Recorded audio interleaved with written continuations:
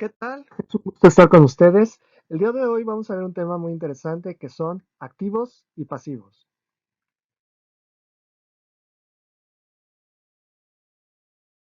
El objetivo de este capítulo es identificar los componentes que contribuyen a determinar el valor económico neto de un país.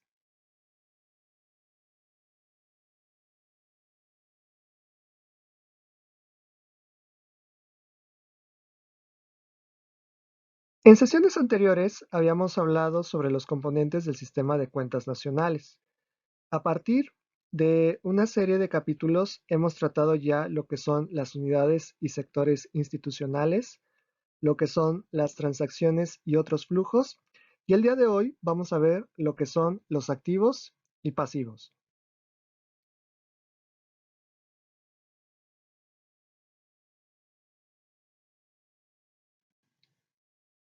De acuerdo al Instituto Nacional de Estadística y Geografía, el hablar de activos y pasivos nos refiere a un concepto más agregado que es conocido como stocks. Los stocks van a indicar el nivel de activos y pasivos que posee una economía en un momento dado. La característica de este concepto es tratar de conocer todos aquellos recursos que le dan valor a la economía de un país y también las obligaciones que puede acarrear con el paso del tiempo. Todos estos términos van a estar representados en un esquema de balances contables, en la cual nosotros vamos a ver de alguna manera análoga a lo que veíamos en contabilidad general, los cargos y los abonos para identificar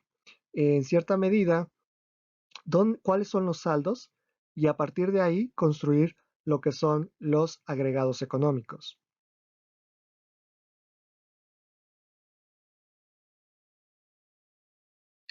Ahora bien, vamos a hablar de lo que es el activo, que en el sistema de cuentas nacionales lo refiere como activo económico. Es aquel depósito de valor que buscará generar beneficios en el momento en el que ocurran las transacciones, que se registren las transacciones, para el propietario económico que de alguna forma tenga o haga uso de dicho activo en un periodo determinado.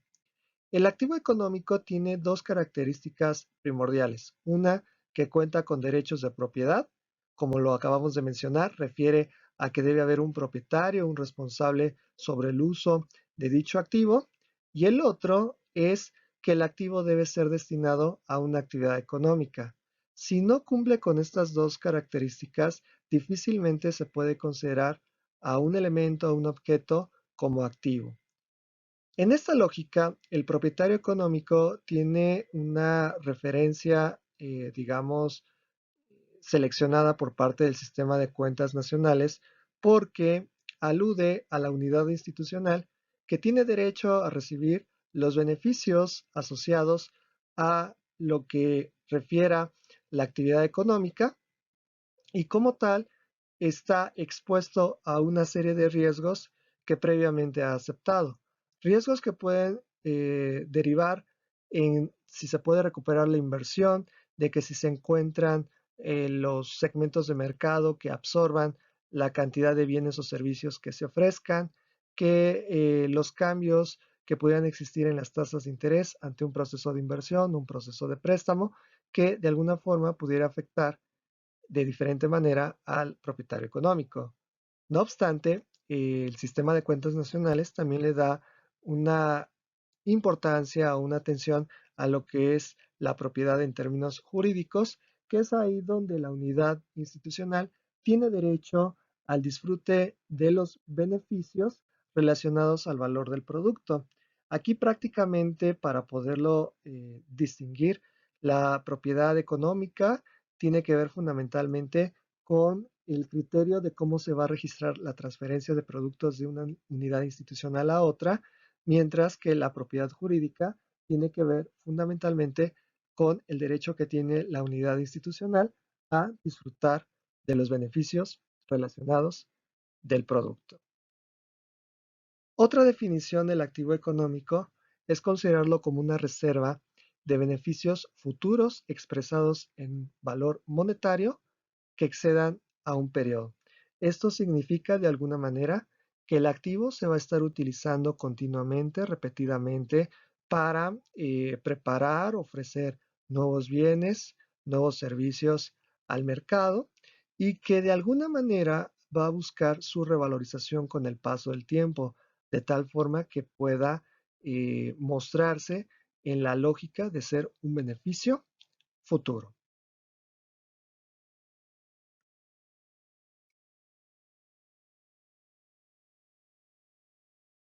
Los activos, de acuerdo a su naturaleza, pueden clasificarse en activos financieros o en activos no financieros, los cuales pueden dividirse en producidos y no producidos.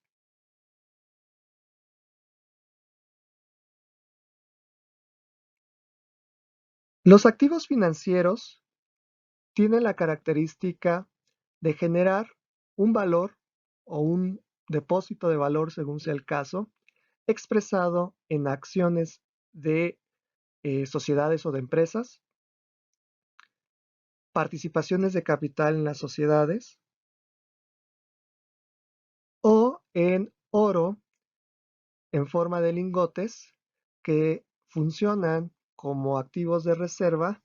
a cargo de las autoridades monetarias. Asociando el concepto general de activo con lo que nosotros vemos de activos financieros, nos damos cuenta que cada uno de estos elementos tiene la visión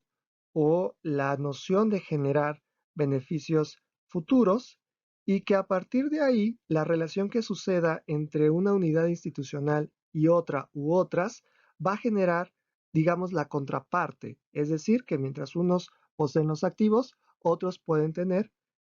los pasivos financieros asociados a estos. Entonces, en esa misma medida, nosotros vamos a correlacionar en términos muy generales las nociones que nosotros habíamos visto en prácticas contables convencionales.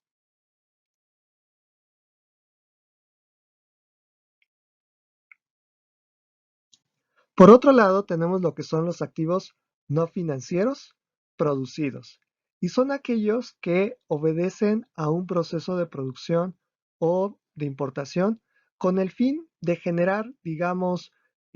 valor expresado también como beneficio futuro y que la idea fundamental no es esperar a que se agoten o se vendan a otras unidades institucionales, sino utilizarlas para generar, digámoslo así, nuevos bienes, nuevos servicios, entre muchas otras actividades. Entre estos activos vamos a encontrar lo que son los activos fijos. Los activos fijos, de manera muy similar a lo que vemos en la práctica contable convencional, pues son todos aquellos elementos que van a ir fundamentados al proceso productivo de una unidad institucional con el objeto de generar nuevos bienes, nuevos servicios, que el fin de estos activos fijos es de utilizarlos continuo y repetidamente por más de un periodo determinado y a partir de ahí empezar a verlo con el sentido de la revalorización del capital que previamente han empleado, digamos, las unidades institucionales. Entonces, entre activos fijos estaríamos hablando, pues, de la maquinaria, el equipo especializado, las instalaciones o plantas, según sea el caso.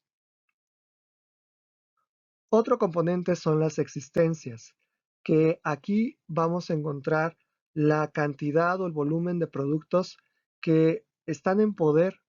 de las unidades institucionales y que van a entrar en un proceso de transformación, que van a entrar a un proceso de venta, que van a entrar a un proceso de revisión para su posterior venta, entre otras cuestiones. Y aquí es prácticamente como lo hemos visto con el tema de las materias primas que son necesarias que entren a una unidad institucional, luego lleguen a un proceso de transformación, se obtiene un nuevo producto y luego se destina a su venta. Entonces, las existencias, en pocas palabras, son aquellos objetos, aquellas aquellos productos que están en un momento determinado en una unidad institucional, pero que su fin es pasar a un proceso de transformación, ser vendidos y, claro está, tenerlos realizados dentro del circuito de mercado. Otro elemento son los objetos valiosos, que así como hemos hablado de que los activos son depósitos de valor, los objetos valiosos tienen una característica: no necesariamente se destinan a un proceso productivo, sino que a través del tiempo pueden tener revalorizaciones en lo que es de alguna forma su comportamiento como objeto, y de esa manera se procura tener un beneficio futuro en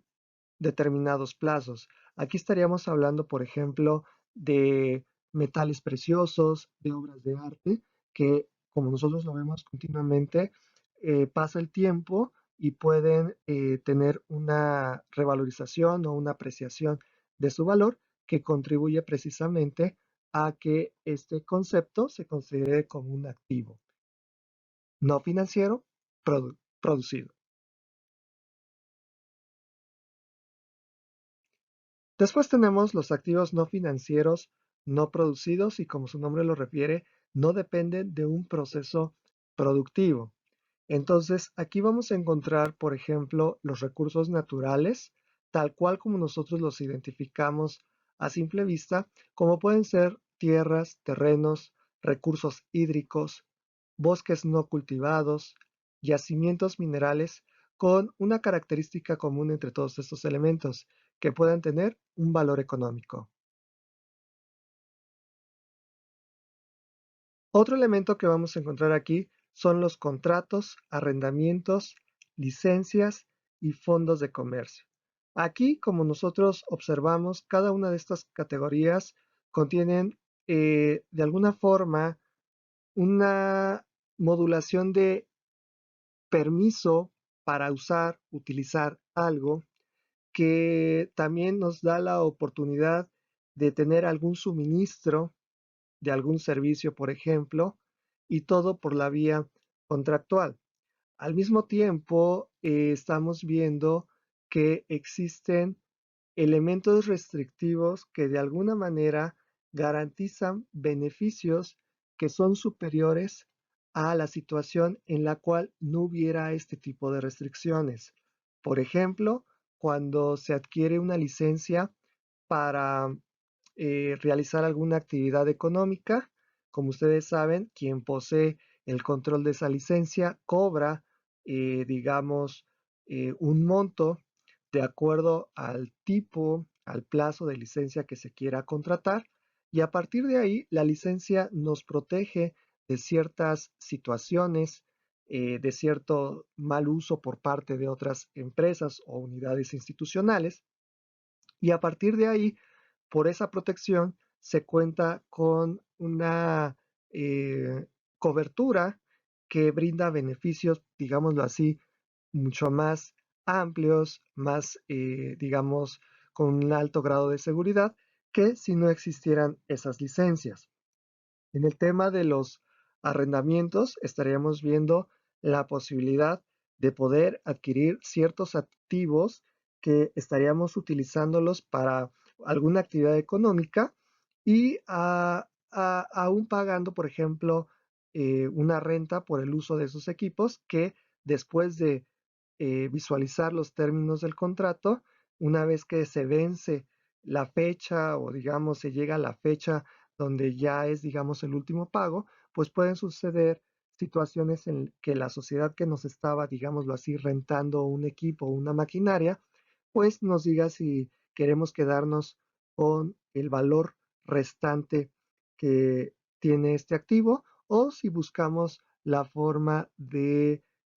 innovarlo con otro modelo mucho más eficiente que el que se tiene. Entonces, aquí tenemos un ejemplo de lo que sería un arrendamiento. Y el tema de los fondos de comercio lo vamos a encontrar cuando una unidad institucional, de acuerdo a sus características productivas, de acuerdo a su identidad o a su conocimiento con otras unidades institucionales, decide vender digamos, un espacio, una división, un formato de su negocio a otra empresa y de alguna manera estaría cobrando o recibiendo un valor superior de lo que está ofreciendo y es de esa manera como nosotros identificamos un fondo de comercio.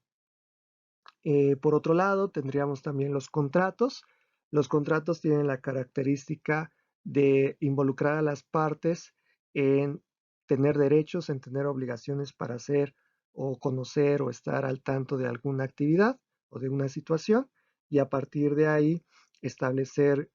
condiciones, términos para el cumplimiento, seguimiento, supervisión, según sea el caso. Por otro lado, tenemos lo que son los activos de comercialización, que aquí prácticamente estamos viendo aquellas actividades económicas que tengan que ver con la agilización, por ejemplo, de la venta de algún bien, de algún servicio, de facilitar las transacciones. Estaríamos hablando también de todos aquellos aparatos de mercadotecnia, de publicidad que van involucrados sobre estas categorías involucradas sobre la agilidad, sobre la prontitud para llevar a cabo una actividad económica y realizar la venta de los productos que se hayan determinado para ese fin.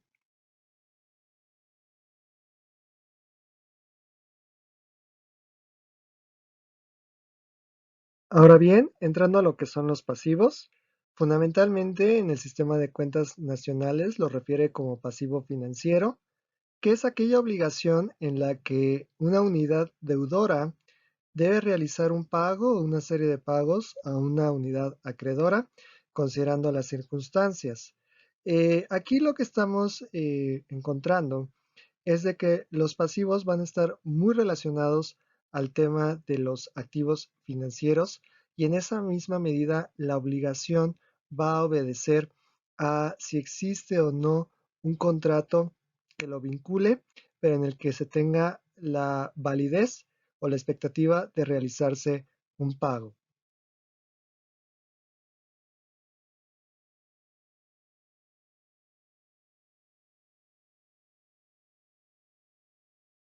El pasivo puede desglosarse como pasivo real o pasivo implícito.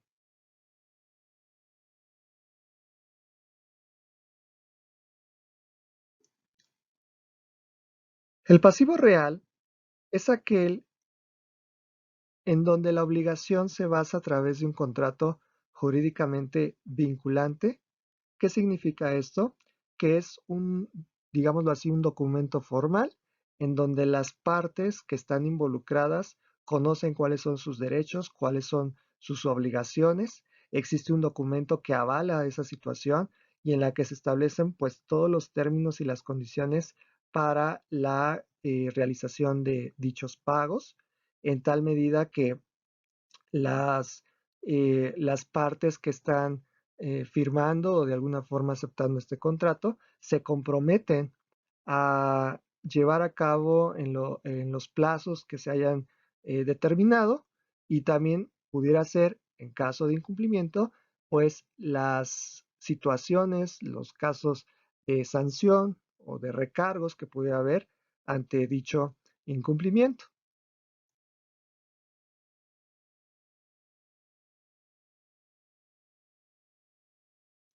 Otro tipo de pasivo es el implícito.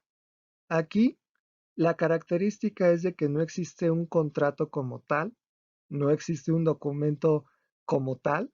en términos, digamos, formalizados, pero que a través de la costumbre, eh, a través de ciertas actividades, digamos, comunes y conocidas, son aceptables y de difícil impugnación. Es algo así como cuando las dos partes acuerdan entre sí que van a hacer una especie de acuerdo para establecer una serie de pagos por algún recurso suministrado, por algún préstamo, etc. Y en donde existe la posibilidad de verificar que hay una alta expectativa o una validez en la expectativa de realizarse el pago.